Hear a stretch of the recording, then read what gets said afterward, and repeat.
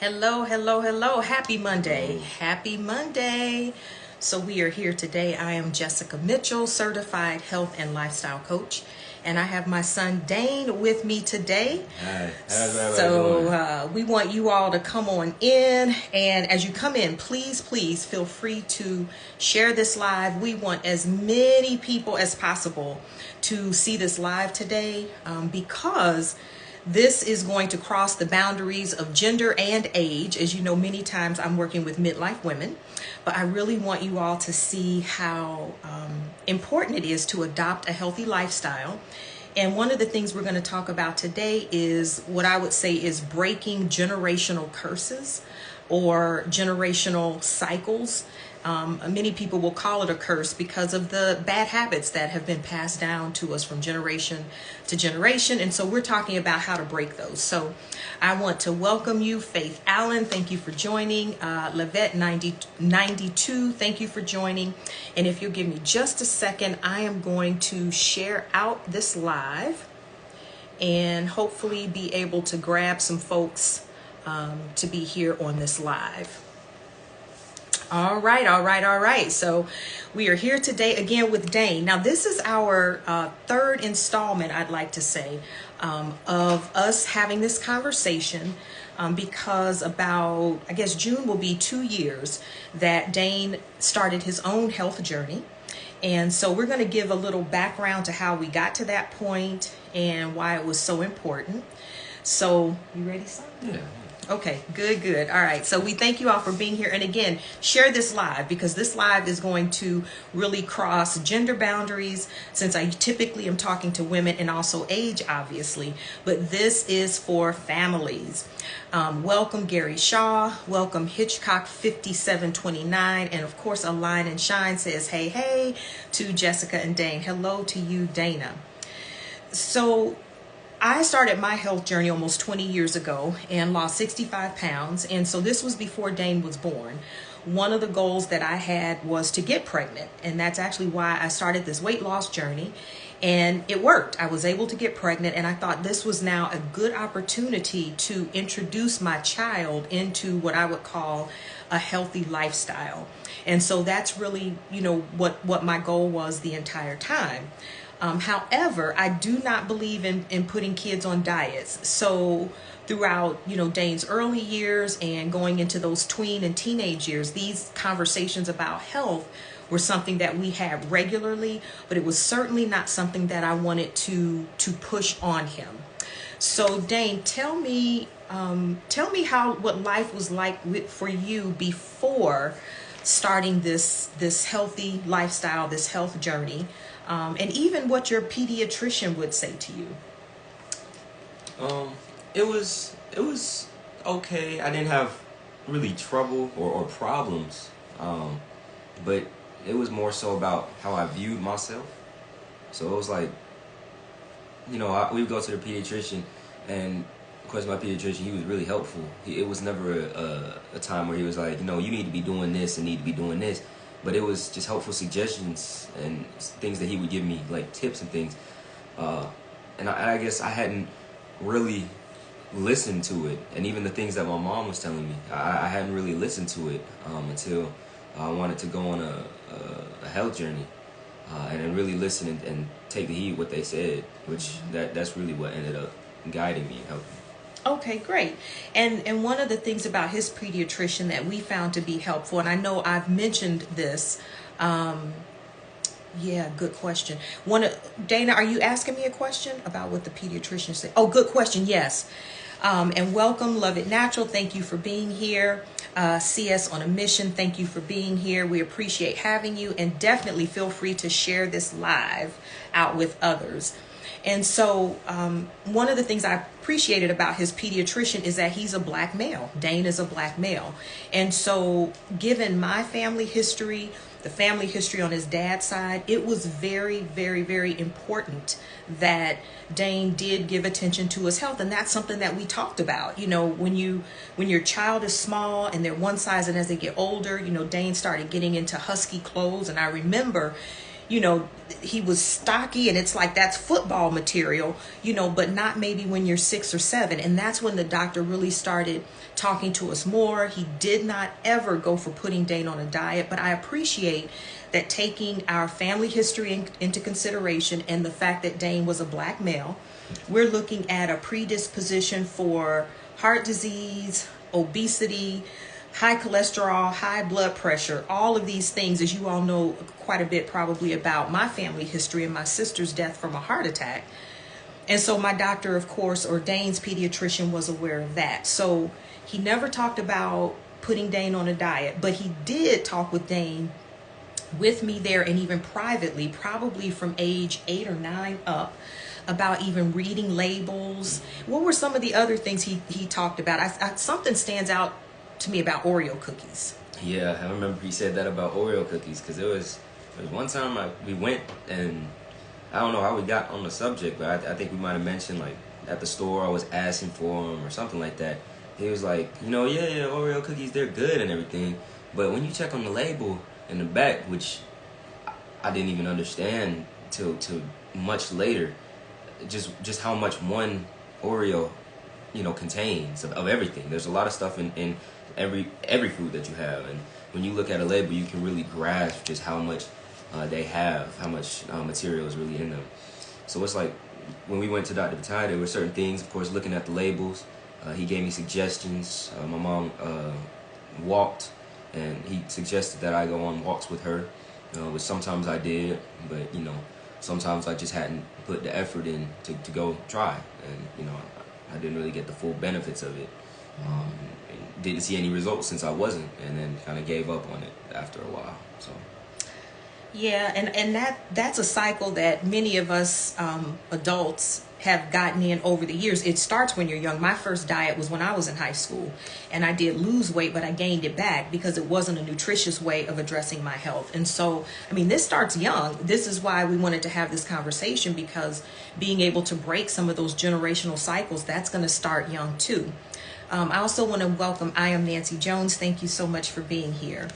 So we're going to get kind of to the nitty gritty, because before we close, we definitely want to take some time and share some of our best tips. But if you've spoken with me at all, I talk a lot about the importance of mindset, and especially for women, it is very important that you have some type of acceptance with where you are today, especially if you have been unsuccessful on a health journey. And we really, as women, we get into, I don't like the way I look in the mirror. I don't like the size clothes that I'm in. This is a huge thing for women. So naturally, I'm talking to my son, who at this point knew, or at least felt like, let's just be honest about it. He was at a point in his life where it was a good idea to look at losing some weight and getting more healthy. So of course, I'm talking to him about, loving your body where it is. And as he became more aware, and it's like, I really want to do something, but no, baby, you look fine just like that. And I wanted to make sure that he was making any changes for the right reasons, which was for his health. But in all transparency, as a mom, and you're dealing with a young person, even emotionally, he wasn't quite there, to say, okay, I want to just do this only for the right reason. So one of his biggest reasons, and he's honest about it, was he wanted to make some changes in how he looked, body image. So Dane, especially for those who may know other young people who are in your position, because I do get questions from other moms. What did your son do? Did you put him on a diet? How did we do this? Talk about the real feelings, which as a teenage young man are different than a midlife woman. The real feelings behind why you wanted to make a change, because it's okay to feel this way. I feel like it really was a mindset thing, but not the mindset of, I need to do this for my health, because what was I, like 13, 14? Mm-hmm. I wasn't aware, especially until I got in, like halfway into it, that I was like, there actually are some health benefits for it. But I feel like a big thing is where the mindset starts. So, if you're really serious about it, which I was about my look. But then, you know, if you're serious about it for health reasons, or because you want to have a baby, or some reason, or because of your body image, if you were really serious about it, I feel like that's probably the strongest motivation. And that's what it was for me. Even though I didn't really see the health benefits early on, what I did know is I'm like, well, I feel better, and I think I look better, you know, from a health standpoint. And it's like, this seems to be the direction I think I should be going. So then you keep going. But that mindset plays a huge part in it. Because, I mean, when you start off, you might not know which way to go. But when you start seeing some of the results come in, you can attribute that to your mindset and how you started off. Mm-hmm. And I'm glad that he shared that, because for me as a coach and an experienced coach, what it taught me was, even though, you know, this is going to be my cutest client ever and the one that I care about so deeply, but an individualized approach is necessary with all clients. So for me to keep talking to him about, but it's okay to be the way you are, that was not landing. So I needed to get on board with him, because I needed to support him in what motivated him. And that was, he wanted to change how he looked, and he wanted to feel better ultimately.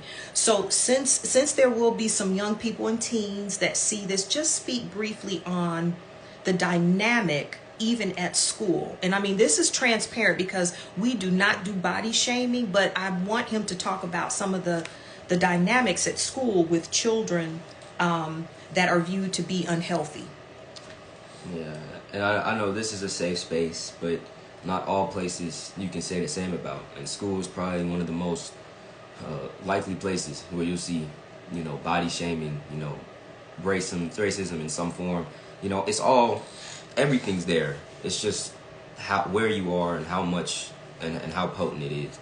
But even at school, because before I went on the journey, my whole thing was because I wanted to change specifically before I went to school, because just what I could remember from before the pandemic, because that was toward the end of the pandemic when we were starting to go back. What I could remember before the pandemic, even brief years, like when I was, you know, going through, you know, kind of the different phases, you know, 8, 9, 10, 11, you know, all through those, a big thing I remember, you know, was weight and how people were treated just because they look different. But you can say that for everything, but in weight specifically, that's a big thing. And even now, you can still see, like, there are just some kids that are different than you, and some kids will take that as a bad thing, and it's not a bad thing. But there are kids that'll stretch it out and make it what it isn't. And I knew that was just something that I didn't want to encounter. And even so, I mean, you can't escape it completely. But there was some amount of what I did. I see was a major help for when I even went back. Mm-hmm. I mean, so that obviously gives him a level of compassion. So that's a lesson for adults, you know, that especially if we've been in a place, you know, and I was where I was very overweight, and then you get to a place where you're not, or you're very sick, and then you improve your health. You know, we cannot forget the empathy that we need to show to others, because, you know, odds are the reasons that we may have been overweight or unhealthy weren't because we wanted to be. You know, there are so many different environmental factors, and one of the biggest ones is just our culture and how we're raised. And so that can be very, very hard to break, which is why we're having this conversation, the importance of trying to do that while our children or our grandchildren are young. We actually really can break the cycles. So those are some of the things that Dane experienced in school. And again, as his mom, I had to allow him to have those feelings, and not just say, well, why do you care what people think? Because, you know, mom was ready to go up there and put some child in a headlock. Y'all talking about my son's weight? What? Y'all know how I am, right? So I was ready, but it wasn't about that. So, you know, thankfully Dane made the changes. And again, whatever the reason for your changes are, I've also learned now as a coach to be much more responsive to that and hold that safe space, as Dane said, for that. So that, as Dana, I think you commented earlier, It's okay to want to look better.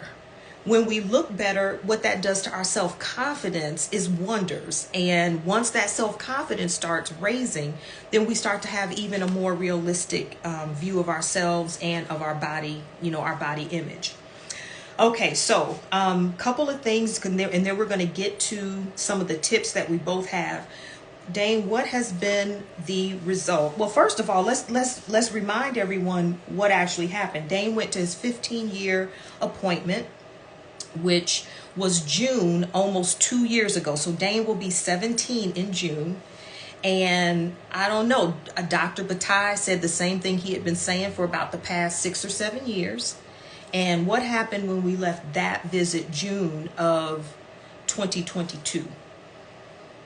Well, I think I had started a little bit already, so it was a slight decrease, like, because when you go to the pediatrician or the doctors, they have like a graph that shows all your your weight, height, all that, and you can see like there was just a spike in it, which was the COVID years, but then it was still going up, but it wasn't going up as much. Like you could tell it was starting to decline, and I'm like, this might actually kind of be helping, because I had maybe gone at it for like 2 weeks, experimenting, like just trying different things, and I was like, okay, maybe I should keep going. So I think I had a trip going out of town, and I was like, when I get back, that's gonna be it.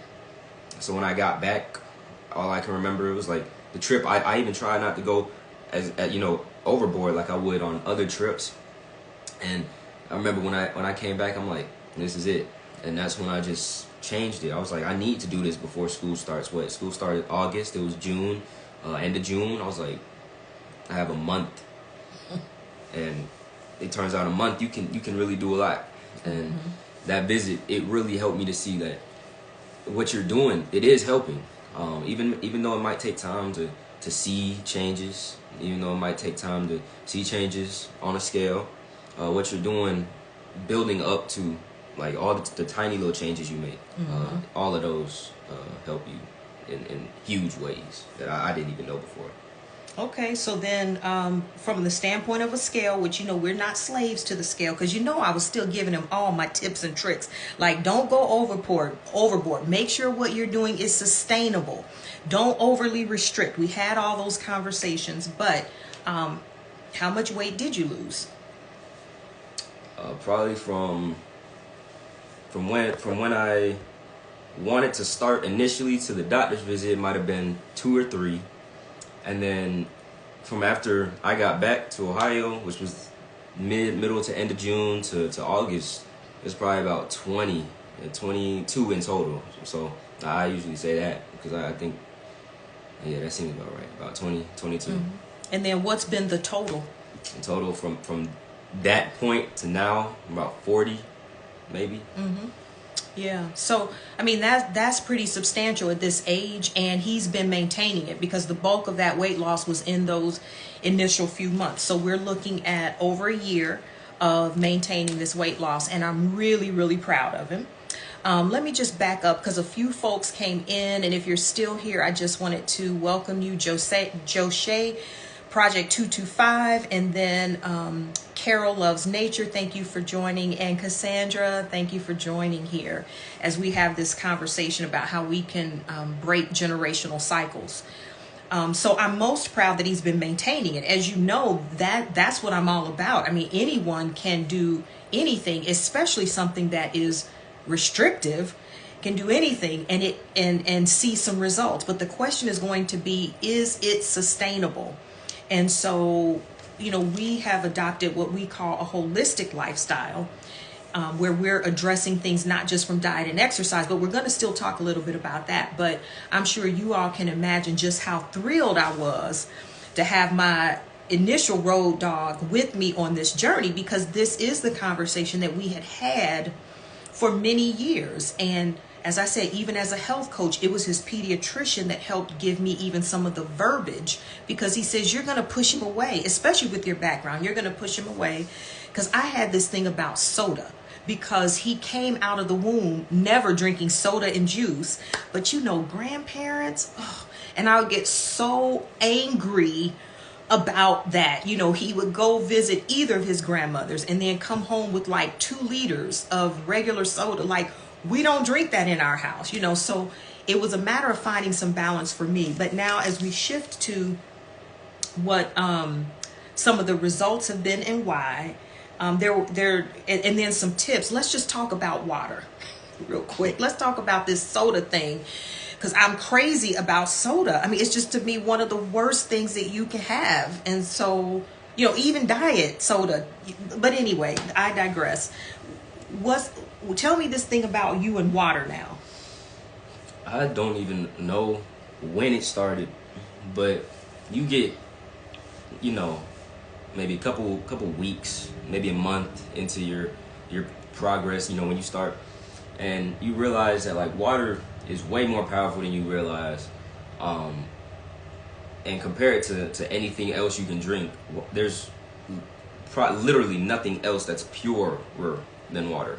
So it's like, I can't remember if I was just watching, because I remember I was, you know, watching these videos, tips and tricks, you know, cardio, little exercises that I was doing. But I remember the biggest part of one of those videos were like, take a break and drink some water. So that's when I started keeping a water bottle with me when I worked out. Okay, so I had a water bottle when I worked out, and then sometimes, you know, after workout, I'm like, you know, I should probably drink some water, you know, instead of anything else we had, which, you know, was water alternatives, but, you know, we have water there too. So I'm like, you know, let me drink some water. And then I got a water bottle, and I can tell you, I keep this with me 90% of the time. At school, I keep it with me. Whenever I work out, I keep it with me. You know, after gym class, after weight training, I keep it with me. In my room, before I go to sleep, keep it with me. Wake up, first thing I drink is water. Even if I don't eat anything for a little while, I'll still have my water with me. Mm-hmm. So it's like, I don't know if it's the water bottle, but I'm always able to have that water with me. That's something I always will have with me. Mm-hmm. And that keeps me on track, you know, being able to always have something to drink, and it's water. Mm-hmm. Yes. And Cassandra says having water available is key. And it's interesting she said that, because what were you telling me earlier about when you compare water, you know, whether you were at school or whatever, water to everything else, even money-wise? I mean, water, it's available anywhere you go. You know, you got drinking fountains, even if that it came to that. But, you know, other drinks, sodas, juices, you know, especially the ones that claim that they're healthy and good, you know, like smoothie drinks you'll find in the store, they'll be expensive, and then they won't even be, you know, as essential to your diet or to what you're trying to do as they claim. And then especially with sodas, you can just see, you know, the effects that can have on you, and then it's more expensive than water. So it's like, not only is water, you know, easy to get and attainable, but it's the best thing that you can drink. Mm-hmm. And I think earlier I had said that, you know, after drinking so much stuff other than water, you can get tired of a flavor, but you can't get tired of water because it doesn't have a flavor. So it's like, it's an easy go-to for anything, and it's not like it's a new flavor entering your mouth. No, it's just something to refresh you, and it's something that helps your body even more than just being refreshing. So mm-hmm. it's probably the best thing to drink, and I always make sure I drink it. Water is life. Water is life. And I know the struggle of water being boring, getting tired of it. And as a matter of fact, I'll be sharing on this platform at some point, you know, information on how you can stay hydrated outside of water, you know, some non-liquid items. Because I'm telling you, folks are like, I don't want to drink any more water. But even with these other options of foods that contain water, hydrating foods, there is no substitute for water. There's no substitute for it. As a matter of fact, Auntie Andy has a water bottle addiction, and I do too. This one ends up being the one that I keep going back to. I mean, lipstick on it and everything, but I'm telling you what, you all know that I don't go any place without a water bottle. I've told you over the years, it's like having a baby bottle. And so now he's the same way. And so if we're together walking out the door, or again going to school, the last thing before we go to the car is he's filling up his water bottle with ice and water to take to school with him. So that is that's one of the tips that we want to share, is just doing it. And really, when you start drinking more water, whether you're getting your hydration from foods or not, you still need to drink water. When you start drinking it, just give it some time, like everything else. Give it a few days, a few weeks, and it will get easier.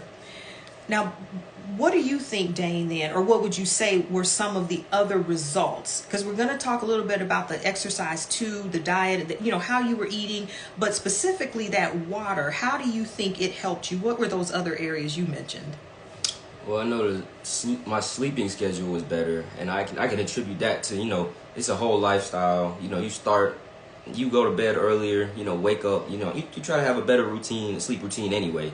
But there was a slight period in between when I changed my sleep routine and then started drinking water, and then started drinking just water, instead of all these alternatives and sodas and stuff, for the majority of the time. And I can tell you my sleep schedule from when I started changing my schedule, it got better. And then when I started drinking water, I felt better when I went to sleep and felt better when I woke up. And then in between the time when I started drinking water, all the time, and then cut out everything else, my complexion, I realized that, I had really bad acne during the pandemic, and I was like, I don't know what to do. I wouldn't know what I would have done if I was in public school at that time. If the pandemic wasn't here, because I just felt like that was the worst thing ever at that time, before the weight loss journey and stuff like that. He was still cute to me, and that's what I was telling him, but it wasn't landing for some reason. I know. It was a crazy time period. Mm-hmm. But then I remember when I started that, I saw a difference in my complexion from just starting a new sleep schedule. It got slightly better, and then of course skincare, that helps a lot. But then drinking water, it's like a flush, and then there won't need to be as much of a flush if you don't eat as much of the stuff that irritates your skin and your complexion. So after I cut all of that out and replaced all the bad stuff with the good stuff, and it's like, what you put in, you get out. So it's like my skin complexion is not perfect, but that, along with the skincare and along with the better sleep routine, I saw a major change over a 2 to 3 month period of just practicing all of those together. Mm-hmm. and trying to maintain that. And it's interesting how just starting to feel better, and then physically, in his case, he said he felt better because he was starting to look better as he started to shed pounds. That seemed to give him more of an impetus to just take care even of his skin. So he has like a straight nighttime and morning time skin routine, just like I do. I make sure that I buy him good skincare products, natural products. We shop at a store that is all chemical free and natural things. And I mean, honestly, at 16.7.8, 17 in June, I did not think that we would be at this point, but it is part of a lifestyle. As you know, this is more than just diet and exercise. This is really a lifestyle. And I think he very eloquently made the connections, between not just food and exercise, but even how you're sleeping, the drinking water, all of those even contribute to your stress level. And he really did decide to even go to bed earlier. Yeah, and I think that once you start and you see progress, that motivates you to go farther and farther, and keep going, keeping it up. But I think that's a big reason why people don't do anything. Like, if they know they need to, or they know they want to, they might not know where to start, and that might be the reason that they don't get into it. And I feel like that's why the mindset is very important, because when you come to yourself and you have that self to self talk, like, why am I doing this? What are the benefits of me doing this? And you can really become attached to that, and you can use that as a motivation, and that can really help you. Like, I can say I speak from experience that when you have that mindset and you're like, I think this would really help me out, even before you realize all the other health reasons and things that helps you with down the road, just having even one reason just to stick to, that can take you a long way. Mm-hmm. And I think that's really important in even starting out. Thank you for sharing that. I'm feeling real proud and accomplished right now, because you know how you be talking, mamas, daddies, we be talking, and you think they're not hearing a word of what you're saying. And in listening to his verbiage, I know that he has been hearing what I say. As a matter of fact, I came across a video just recently of when he was about 2.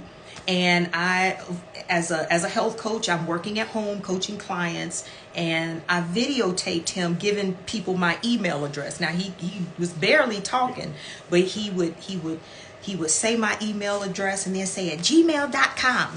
So that let me know he was listening. And so, you know, another lesson for parents, our children are, they're, in some cases, they're mimicking, especially when they're really small. They're just mimicking simply what they see.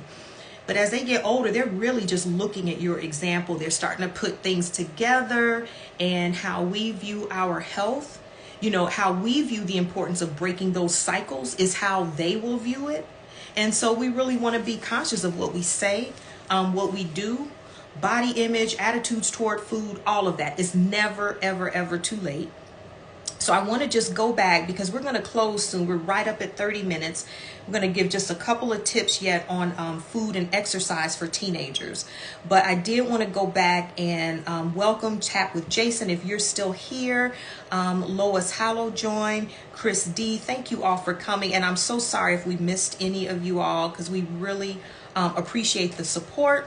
And I encourage you to share this video with someone you think can benefit. As a matter of fact, if you just hit that arrow, you can share it to someone's DM, and even if they're not able to view it now, they will see that you shared it, and I will be posting the replay of this video.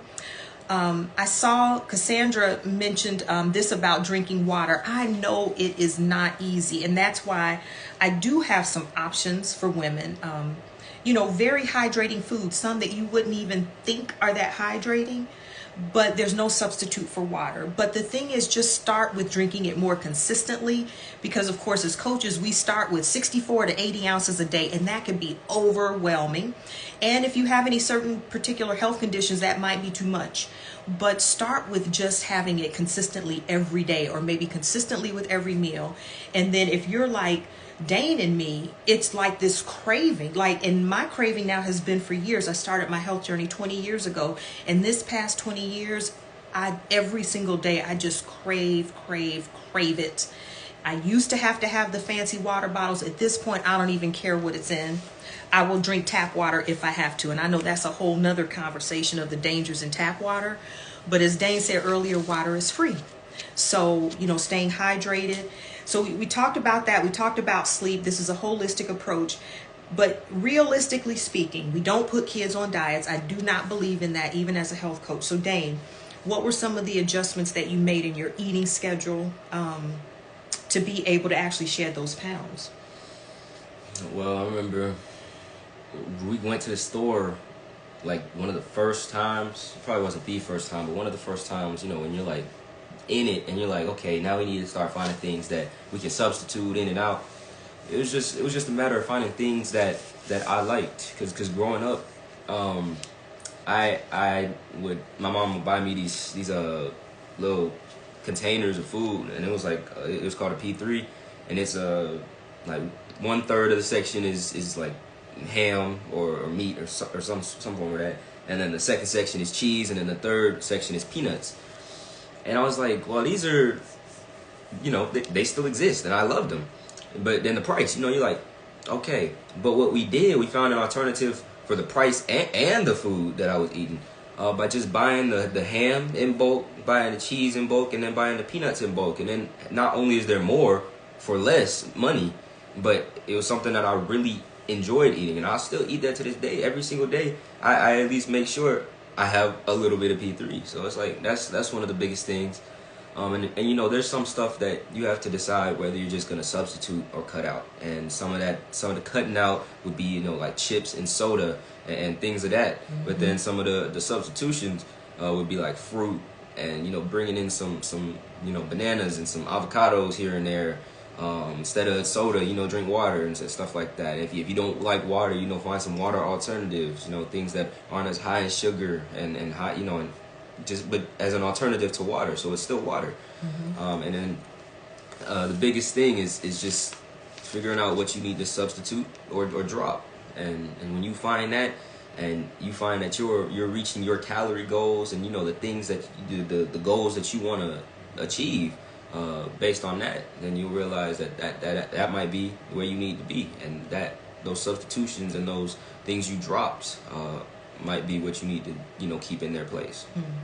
Individualized approach, because some of the things that he decided to keep are things that just don't work for me. Not in this midlife body. We are in two different bodies, two different genders.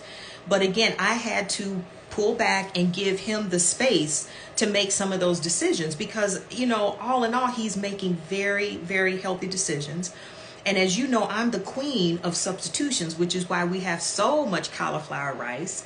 So thankfully, again, being born into a household that was already living a healthy lifestyle, even though I didn't put him on diets, and even though he went through that boxed mac and cheese phase, and I'm so glad he's out of that one. He wouldn't touch that now if you paid him money. But even with that, one of the things we always had was lots of vegetables. So that's not a problem. People will ask, well, then what do you cook for your family, or what, your husband, your son, what do they have if you're having just say maybe a protein and double portions of vegetables? That's what they eat. So most of the meals that we have during the week that I cook, he does not have carbs. So he is on the cauliflower rice train, and is all with me when I'm coming up with different ways to prepare it and just different ways to substitute. And then, of course, on the weekends, it's not that we just go crazy, but that might be when we, eat some things we want. Like my thing is Mexican food. And if I have Mexican food, I'm going to want the rice. And that's okay. What about you? That's usually when what do I? Usually, that's when we usually do a takeout, and that's usually our kind of branch out days, Saturdays and or Sundays. It's not like we the whole day go crazy. It's not like the whole weekend. But, there's some times that you just, you're like, this is a good week. I'm not going to do something extreme, but there might be something that I like that I can't fit in during the week that I want to fit in during this Saturday. And it's something I can come back from, and it's something that I know that I've done better during this week and that I can probably fit in during the weekend. And that's the key, like knowing how much that you can go on those days, because there's only so much before it's like undoing your work, and that's something you don't want to do. So just maintaining a balance and not over treating yourself, but giving yourself a meal, a treat that you want here and there. So balanced approach. And that's why having a coach is important, because a coach is going to help you look at the whole picture, including your lifestyle, your circumstance, the phase of life you're in. All of those things make a difference. And so that's why working with Dane was such a learning experience, because number one, he went through multiple phases of his life since I've known him the day he was born. And so my approach had to change on how to actually coach him, and then to do more than just coach him, but to be his mom too.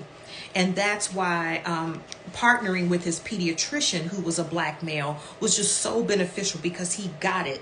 He got it, and he knew exactly, how to communicate that with Dane. So the last thing will be exercise, because that is a component. Now, we'll preface this with saying we both know and understand, and he does understand this, that you cannot outrun a bad diet, as they say, because Dane is very active. But that doesn't mean you can just eat everything you want. But for the goals that he has right now, and some of our goals are actually similar.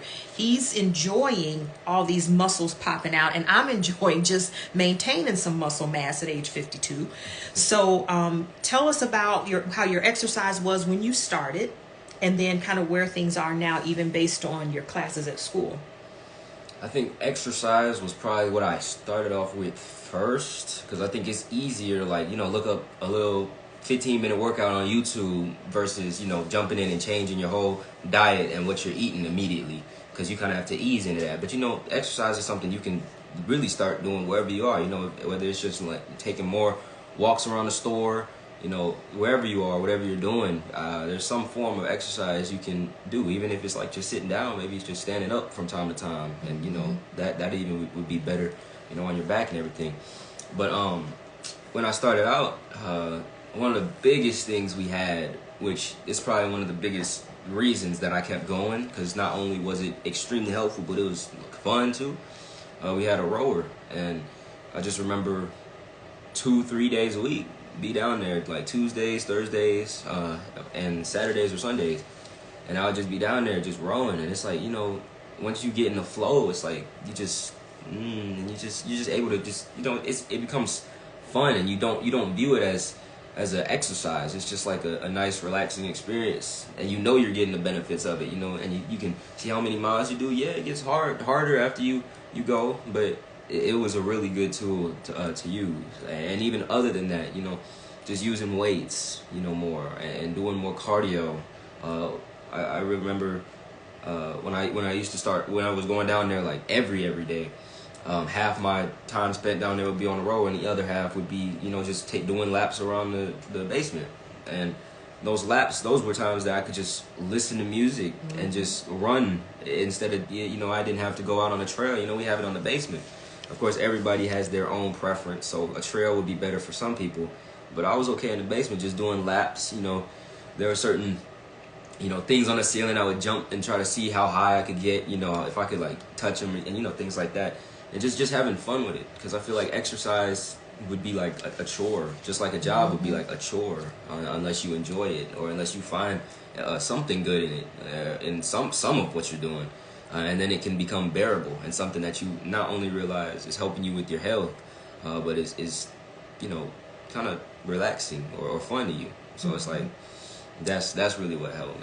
And also I realized that you can't do a diet, or not a diet, but you can't, you know, have a better eating eating habits without exercise, and you can't exercise without, you know, having good eating habits, because one or the other will outweigh, and you don't want the, you know, bad eating habits to outweigh your exercise. So while having both of those together, you know, good eating habit and a good exercise routine, that's probably when I saw the most improvement in my lifestyle.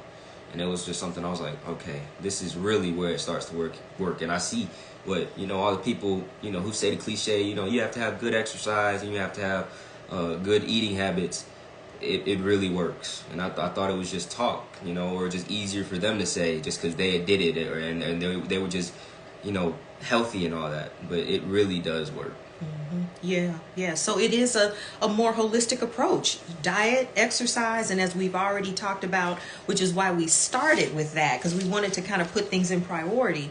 Diet and exercise are extremely important, but mindset, and he talked about some of the mindset shifts that he had to make. So you've got mindset you're dealing with, and then you have these other daily habits, these routines, from drinking your water to making sure you're getting a good night's sleep, all of the things to do to reduce stress, and especially in teenage years that are already stressful. I saw this guy literally start folding up the PS4 an hour earlier than he used to. Like, I gotta go to bed. And so this has now been his life for almost 2 years. So I'm real proud of him. And what we do is we support each other. We fuss at each other sometimes. Hey, I thought you said XYZ. He really gets on me about that candy, and I'm glad, because y'all love candy. And she gets on me about the Oreos and the chips. The Oreos. I still, you know, from time to time, still like them. Yeah. So as he said, you know, 3 Oreos, how many calories? I think one was about 53 or like 55. So 3 of those is like 150. And of course that's not a lot for, like, you know, one time. You know, you eat it here and then, but, you know, I was going through whole backpacks of Oreos. So alone, that was almost a whole day's worth of calories, just the sugar and carbs and all that stuff. Yeah. So it starts with the mindset, and I don't know if Dane used these words, but, you know, finding your why. And in essence, you did, because you talked about coming back to the reasons why you need to make those changes. So if it's body image, that's fine. Coach will allow that. But really, we wanted to have this conversation to show really why it was so important to break the generational cycles, and also that it is possible, because so many of us are already coming into this world behind the 8 ball with a family history of diseases like heart disease, runs heavily in my family. Diabetes runs heavily on my mother's side. High blood pressure, high cholesterol, stroke. I mean, there's just so many different things, especially in certain communities and cultures. So it's important that we start teaching our children early. And hopefully, too, what this said to you is that even if, if you're trying and you feel like the chokehold of Oreos, yes. If you are trying with your family and they are not on board, even if it's the adults in your family, your spouse, whatever, if it's your children, they're not on board, don't give up. Because one thing that that if it's yourself, your coach is going to always say, just don't give up. That's when you've got a problem. So keep trying. You will eventually find what works for you. And an individualized approach, obviously, as today's conversation shows, is what works best. But you can do it. And you can even do it as a family. So we appreciate all of you that joined today and that were able to stay the whole time. We really do, because we know how busy everyone is on a Monday. But Dane is out of school this week for what they call in Georgia winter break. Now, you would have thought that was over Christmas, right? But that was Christmas break.